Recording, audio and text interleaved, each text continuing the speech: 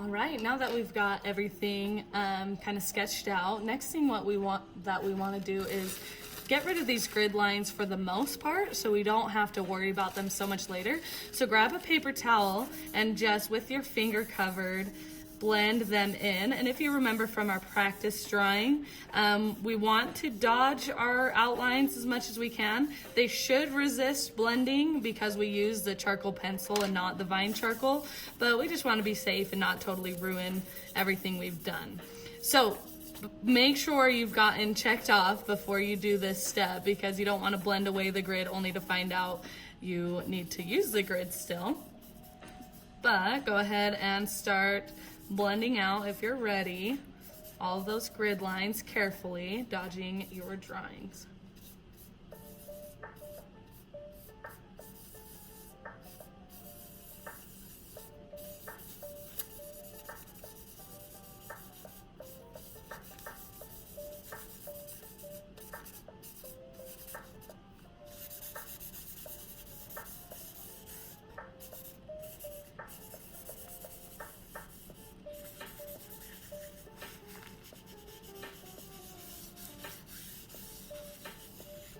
Okay, if you've got your grid mostly blended out, you can keep watching the video. If you're still trying to do that, go ahead and pause it and then press play when you're ready.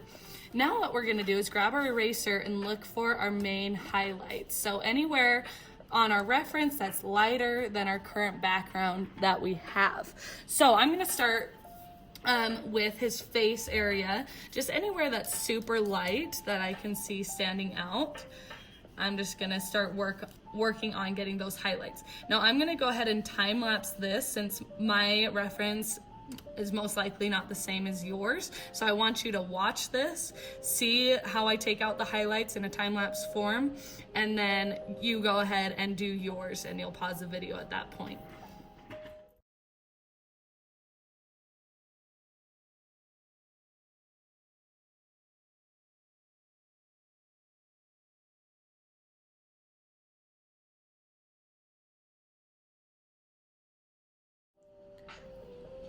Okay, so some things to notice is that I am working in more of large shapes, so I'm blocking out the highlights rather than trying to get lots of details. I'm not worrying about dodging wrinkles or anything, or else that would take me forever to erase. I can always add those wrinkles back in later with my pencil. So start blocking out your highlights on your own. Remember to go in kind of circle motions. That's how you get the eraser to really lift up more. If your eraser ever gets clogged, you can use any scrap piece of paper that's around, or just like the edge of your reference like this, and just clear off your eraser, and then it'll be ready to go again. So go ahead and start working on your highlights, getting those out. You don't have to get them all in this first go around. You just want to get the majority of them before we move to the next video.